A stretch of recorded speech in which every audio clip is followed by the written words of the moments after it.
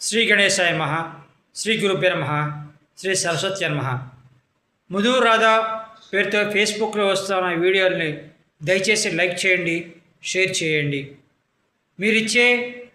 అలా చేయడం వల్ల మీరిచ్చే సూచనలు సలహాలు తీసుకుని నేను మరిన్ని మంచి వీడియోలు చేయడానికి నాకు అవకాశం ఉంటుంది. పోతే ఈరోజు మనం చెప్పుకోదగిన 4 మాటలు ఏంటంటే, మనం కష్టాల్లో ఉన్నప్పుడు 100 మంది 100 సలహాలు ఇస్తారు.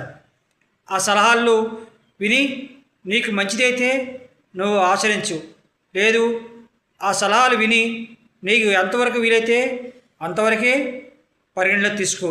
అది చెయ్యాలా వద్దా ఆ డెసిషన్ పవరు నీ చేతిలోనే ఉంటుంది. అది దైవం మానుష రూపేణ అంటారు. దేవుడు అంటే ఎక్కడో పైనుంచి రావక్కర్లేదు, 10 తలకాయలు వేసుకుని 10 చేతులతో రావక్కర్లేదు.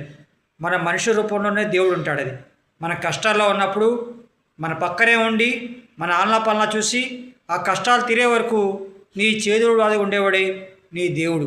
నీకు అన్నం పెట్టిన వాడిని, సహాయం చేసిన వాడిని మన కట్టి కాలేదాకా కూడా మరవకూడదు.